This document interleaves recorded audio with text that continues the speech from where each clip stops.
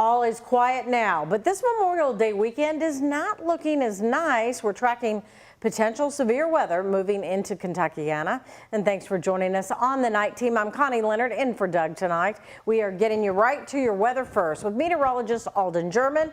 And Alden, a lot of events this weekend. Are the storms going to ruin our outdoor fun? It's going to be a close call, particularly on a Sunday. That's going to be the most active day that we're paying attention to. So if you do have any outdoor plans for Sunday in particular, I encourage you to have a backup plan, as we are going to be looking at a very decent chance for showers and thunderstorms, and likely coming with the risk of severe weather along with it. Those showers and storms will be lingering throughout our Memorial Day Monday as well. We'll start now looking at Max HD radar, and we're largely dry across our viewing area, but you can see this complex of thunderstorms back towards the I-69 corridor there in southern Indiana, putting this into motion over the last hour. As they're crossing the Indiana-Illinois state line and approaching the interstate, they are beginning to lose some of their strength. None of this is severe. This is just run-of-the-mill heavy rain and thunderstorms, springtime thunderstorms, but we should see that line continue to weaken as it pushes through. But some of our western counties west of I-65, closer to I-69 in particular, are going to have a chance to still have a couple rumbles of thunder later on tonight. As we look at our current temperatures, it's 75 degrees right now, 70 at Bowman Field and in E-Town, 68 in Jasper. Those temperatures are not going to be budging too much overnight, falling only into the middle and upper 60s as we wake up tomorrow morning here in the metro. Most of tomorrow is actually looking dry, so it's going to be the choice day here of the weekend, which is otherwise going to be a 50-50 split between nice weather and potentially significant weather. I'll show you those latest models coming up. All right, Alden, thank you. Our top story on the night team, the future of JCPS Superintendent Marty Pollio. Today, as kids headed home for the summer, we asked Pollio if he's committed to his position beyond next school year, no matter how things go in the fall. Senior reporter Isaiah Kim Martinez and photojournalist Aspen Hester have his answer from Cochran Elementary in J-Town. It's the close to a turbulent school year for JCPS. But Superintendent Marty Pollio calls the district's most successful year in the classroom since he took charge. But also, he admits, the most challenging outside of it with transportation.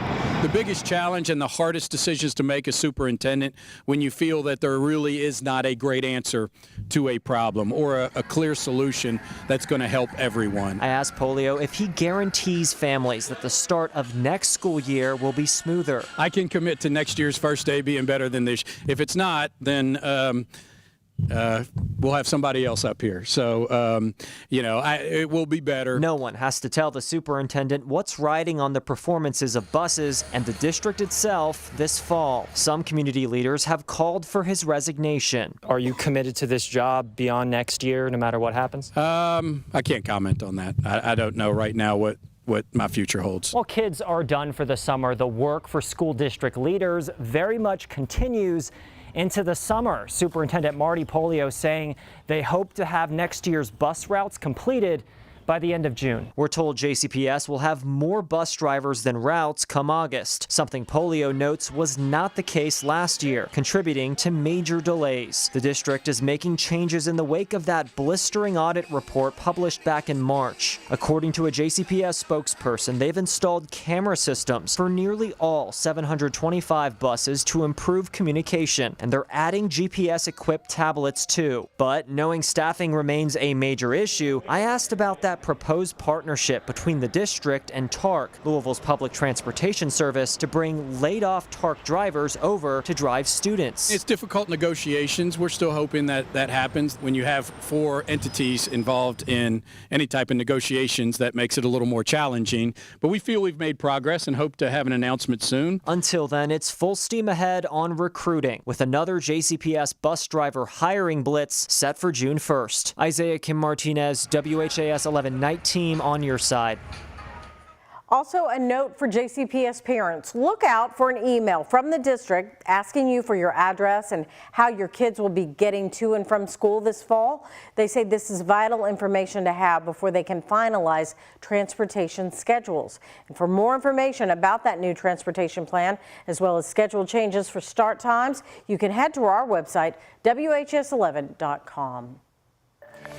LMPD has released the body camera video in 2 separate shootings involving police, and we want to warn you, it may be disturbing to you.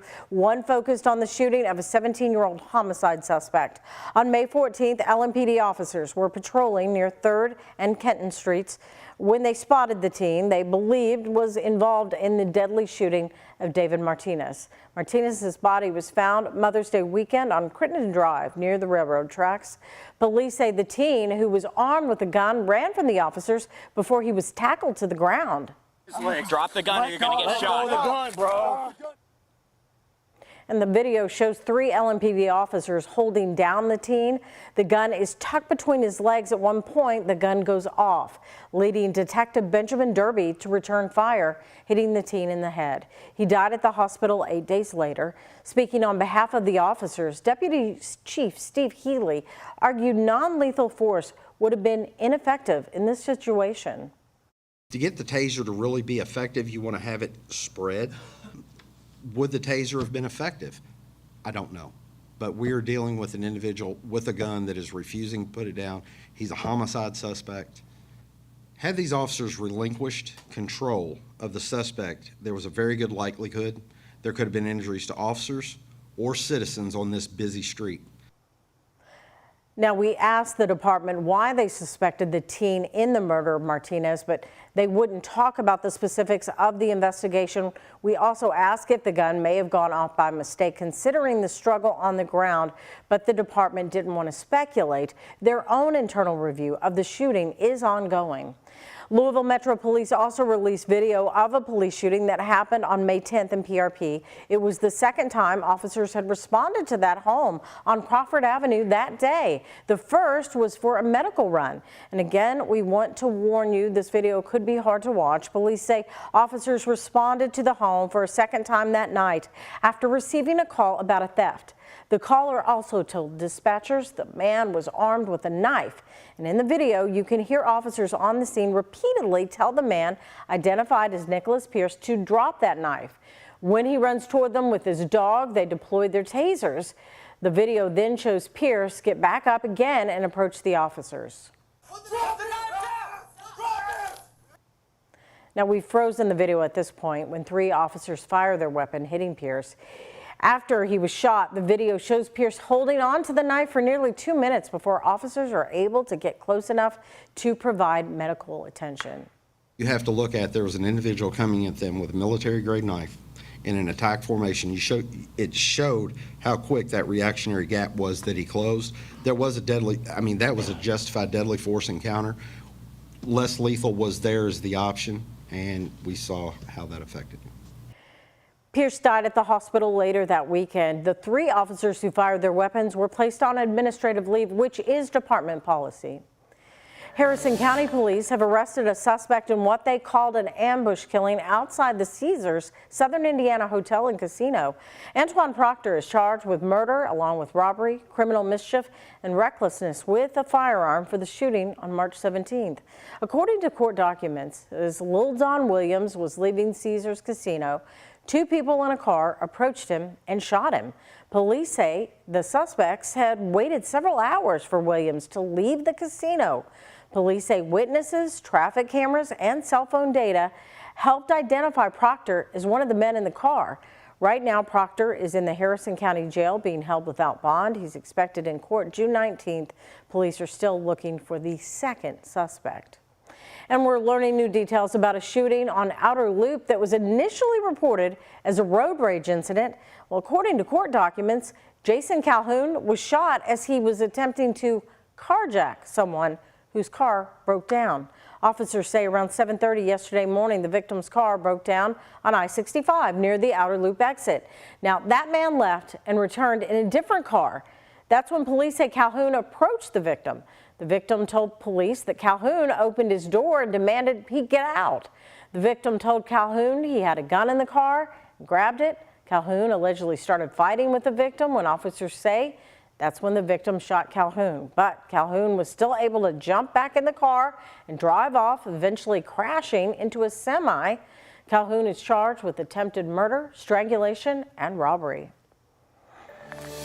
After years without a permanent director, Mayor Craig Greenberg has announced who will take over Louisville's Parks and Recreation. Today, the mayor introduced Michelle King as the new director of Louisville's Parks. The lifelong Louisvillian will take over starting June 24th. Today, King said she's excited to take over the department and help improve the parks that she grew up with. I know what an asset our parks and recreation spaces are to our community and how important they are to our well-being and quality of life. Every park serves our community, and every park deserves our best. And that goes for our community centers, too. These hubs for gathering and learning and fellowship among neighbors, they're pillars in a healthy community. King takes over for Ozzie Gibson, who has been serving as the interim director since January of 2023. The last time they had a permanent parks director was back in 2021. And now just one of the many powerful stories we hear this time of year. High school grads turning the page on their lives. And our Ian Hardwick met with a future Cardinal, starting his college career with quite the nest egg. Total scholarships and other aid award, $1 million. Over $1 million in college scholarships, sending the room into thundering applause. It's a moment incoming U of L pre-med student Fred Meadows will tell his kids. But here is where he started learning. Where are we at? So this is the nursing lab here at Central High School. Through the program, it's easy to get a read on how passionate students like Meadows are. As a teacher, he can challenge me, and I like that. Bring that challenge on. It has to do with his drive and how strong-willed he is. Strong enough to give his own CPR lesson. And you don't stop, even if even though you'll hear like their ribs crack or their ribs break, you don't stop. It's how he got to this point, pursuing his degree on a full ride by always persisting, even through the shocking experiences of working in real hospitals as a high schooler. There was actually a car crash that happened. And you really have to stay a level-headed mind. You have to keep calm so you can actually save the person. So I would say that we've all seen some stuff and, we've all been through stuff. Whenever I was working in the hospitals, I barely saw anyone that was of my skin color or that looked like me. So I feel that me becoming a doctor, I can not only spread awareness that black people can do it and that, I can actually make a change in this world. Change he dreamed of ever since he was 5. After he lost his great-great-grandmother to cancer. I said, when I was a kid, if I was a doctor, I could have saved her. Great-grandmother Brenda Richardson, who raised Meadows from birth, always believed in him. And he's always known what he wanted in life, and he went for it. I knew he was going to make it, and I know he's going to make it from here. And Meadows believes others can tip the scales in their favor, just like he did. You can do it if you just put in the effort. At Central High School, Ian Hardwick, WHAS11, on your side. Wow, that's amazing. Frederick Meadows is graduating tomorrow, and at the University of Louisville, he'll be on track to graduate with a master's in 5 years.